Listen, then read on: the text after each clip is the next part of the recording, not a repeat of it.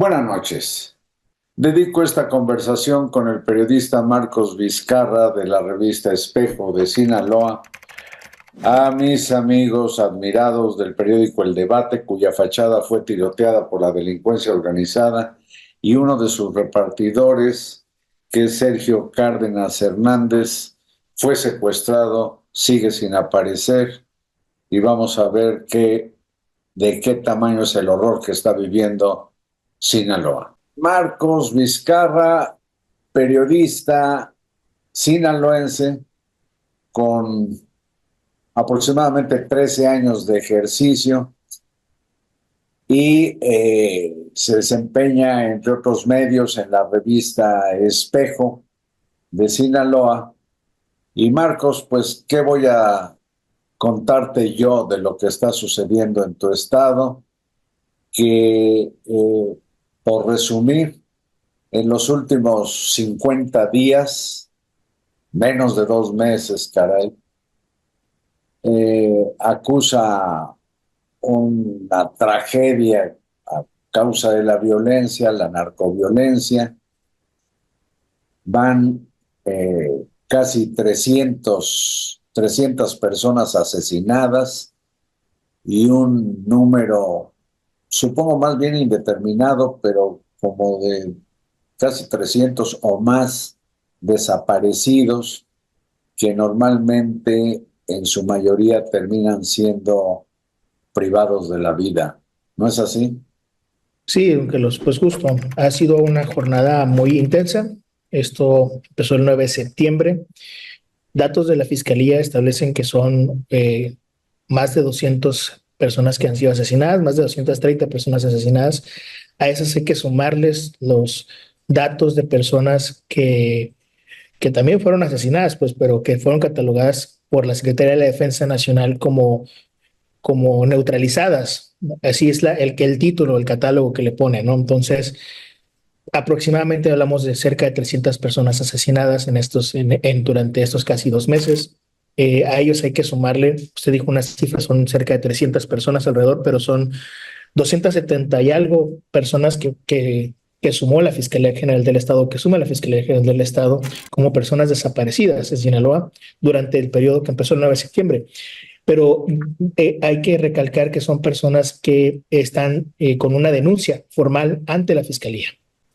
Hablaríamos incluso, si es así, que son alrededor de 400 personas realmente las que han sido desaparecidas en este periodo sanguinario por esta pugna entre dos grupos del cártel de Sinaloa.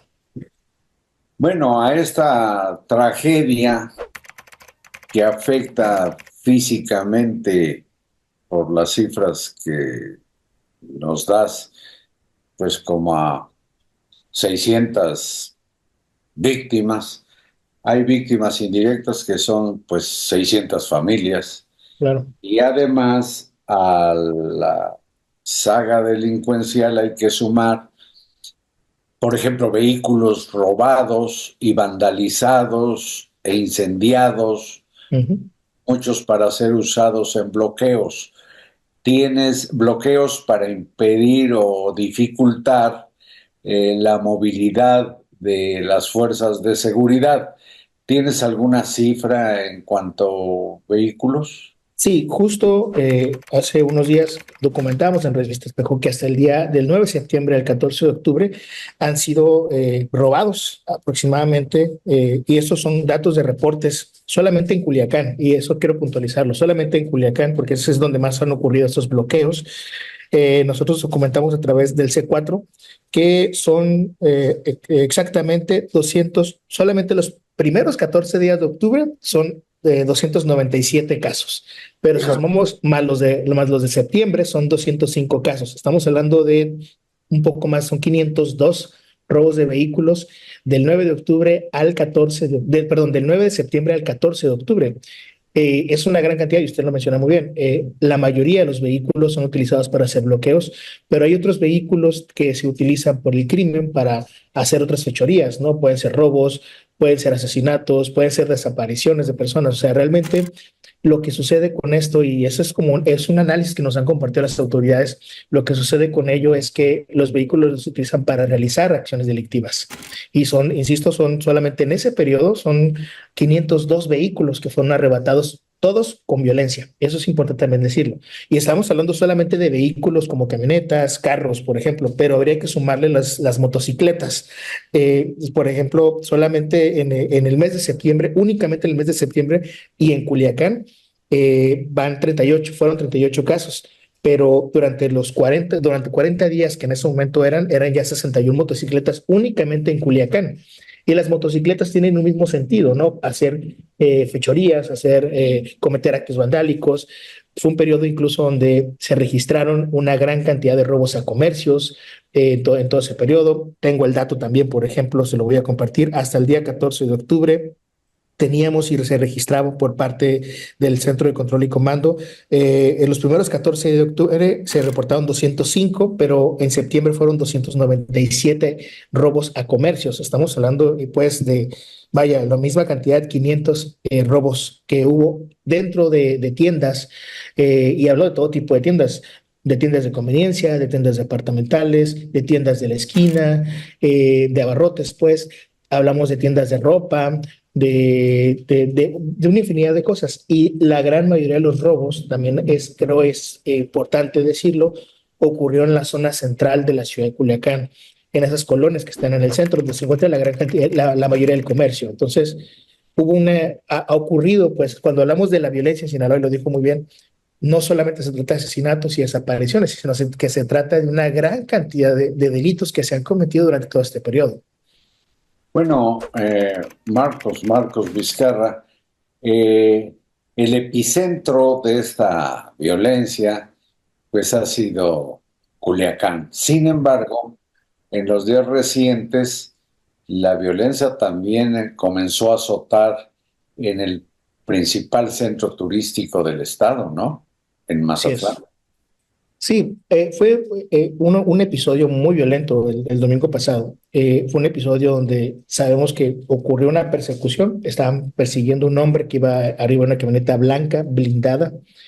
Este hombre iba viajando sobre una colonia importante de la ciudad de Mazatlán, pero además de este viaje que estaban llevando a cabo esta persona, fueron siguiéndolo, pasaron alrededor de 5 colonias distintas, ubicadas la mayoría en la zona turística de Mazatlán.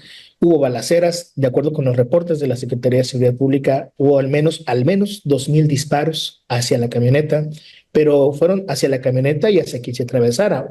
Pero anteriormente a ese caso ya habían ocurrido otros casos más. Por ejemplo, se registraron 2 incendios a viviendas en Mazatlán. Hubo también el asesinato de otras personas. Muy al principio de toda esta confrontación, hubo también el asesinato de quien fuera subdirector de la Policía Municipal durante la administración pasada en Mazatlán.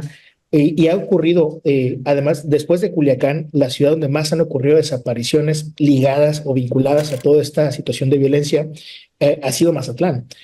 Solo que la mayoría de las cosas han sucedido ciertamente en las colonias populares, pero la violencia ha estado, e incluso podríamos nosotros hablar de esta violencia e incluir aquellos bloqueos, que son una gran cantidad de bloqueos, desde que inició la violencia a la fecha, han ocurrido por lo menos 10 bloqueos en la carretera Mazatlán-Durango, que es la supercarretera y es la que conecta a Mazatlán con el país. Y ha sido muy afectada, tan así que se tiene que hubo una baja importante en el hospedaje en Mazatlán, ¿no? La Secretaría de Turismo reconocía la semana pasada que sí ha habido una baja interesante, importante en estos días por el temor que existe y un temor fundado, vaya, a que se les sean retirados sus vehículos o que queden varados en medio de la carretera debido a esta situación de violencia, porque ¿qué ha sucedido?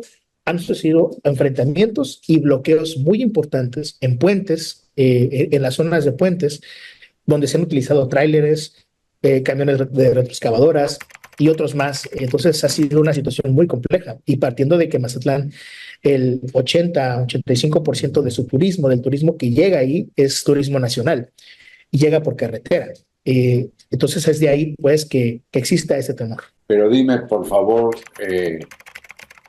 Marcos Vizcarra, No hay precedente de algo así que yo recuerde, y mira que tengo 56 años de reportero, y no hay ni siquiera contado el día aquel funesto del Culiacanazo, cuando la primera pretensión Detención.